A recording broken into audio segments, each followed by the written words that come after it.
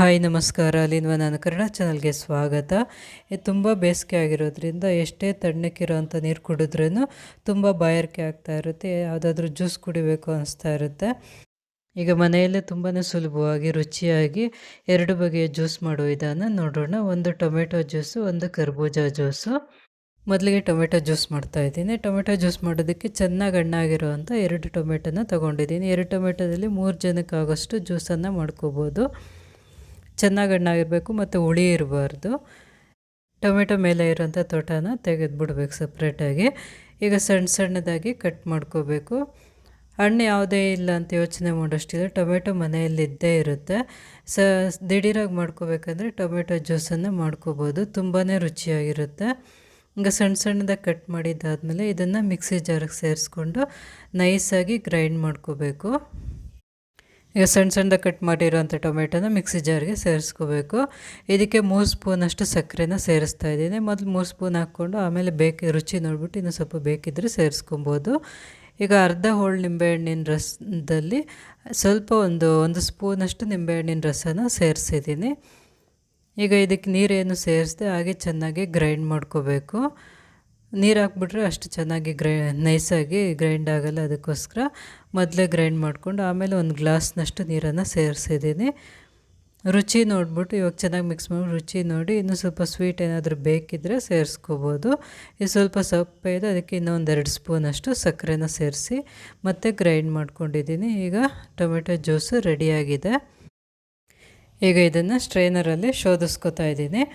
ಈ ರೀತಿ ಶೋಧಿಸೋದ್ರಿಂದ ಕುಡಿಯೋವಾಗ ಚೆನ್ನಾಗಿರುತ್ತೆ. ಇಲ್ಲಾಂದರೆ ಶೋಧಿಸ್ದೆ ಹಾಗೆ ಕೊಟ್ಟರೆ ಅದರಲ್ಲಿ ಬೀಜ ಮತ್ತು ಸಿಪ್ಪೆ ಎಲ್ಲ ಗ್ರೈಂಡ್ ಮಾಡಿರುತ್ತಲ್ಲ, ಅದು ಬಾಯಿಗೆ ಸಿಗ್ತಾ ಇರುತ್ತೆ, ಕುಡಿಯೋದಕ್ಕೆ ಅಷ್ಟು ಚೆನ್ನಾಗಿರೋದಿಲ್ಲ.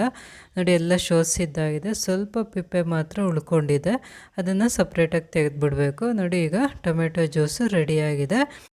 ಈಗ ಕರ್ಬೂಜ ಜ್ಯೂಸ್ ಮಾಡೋದಕ್ಕೆ ಅರ್ಧ ಭಾಗ ಮಾತ್ರ ತೊಗೊಂಡಿದ್ದೀನಿ. ಇದು ಚೆನ್ನಾಗಿ ಹಣ್ಣಾಗಿರಬೇಕು.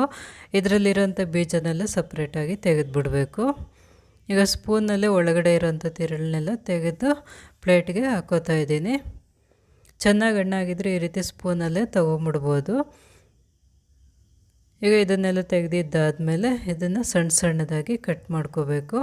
ನೋಡಿ, ಈ ರೀತಿ ಎಲ್ಲ ಕ್ಲೀನಾಗಿ ತೊಗೊಂಬಿಡ್ಬೇಕು. ಈಗ ಅದನ್ನು ಸಣ್ಣದಾಗಿ ಕಟ್ ಮಾಡಿ ಮಿಕ್ಸಿ ಜಾರಿಗೆ ಸೇರಿಸ್ಕೋಬೇಕು. ಇದಕ್ಕೆ ನೀರೇನು ಸೇರಿಸ್ಬಾರ್ದು, ಫಸ್ಟು ಹಾಗೆ ಗ್ರೈಂಡ್ ಮಾಡ್ಕೋಬೇಕು. 4 ಸ್ಪೂನಷ್ಟು ಸಕ್ಕರೆನ ಸೇರಿಸ್ತಾ ಇದ್ದೀನಿ. ಸಕ್ಕರೆ ಬೇಡ ಅಂದರೆ ಬೆಲ್ಲನೂ ಸೇರಿಸ್ಕೋಬೋದು. ಮೊದಲೇ ನಿಂಬೆಹಣ್ಣನ್ನು ಟೊಮೆಟೊ ಜ್ಯೂಸ್ಗೆ ಹಾಕಿದ್ನಲ್ಲ ಅರ್ಧ ಹೋಳಿನಲ್ಲಿ, ಮಿಕ್ಕಿದ್ದಂಥ ಜ್ಯೂಸನ್ನ ಇದಕ್ಕೆ ಸೇರಿಸ್ತಾ ಇದ್ದೀನಿ. ಇದಕ್ಕೂ 1 ಸ್ಪೂನಷ್ಟು ಜ್ಯೂಸನ್ನು ನಿಂಬೆ ರಸನ ಸೇರಿಸ್ಕೋಬೋದು.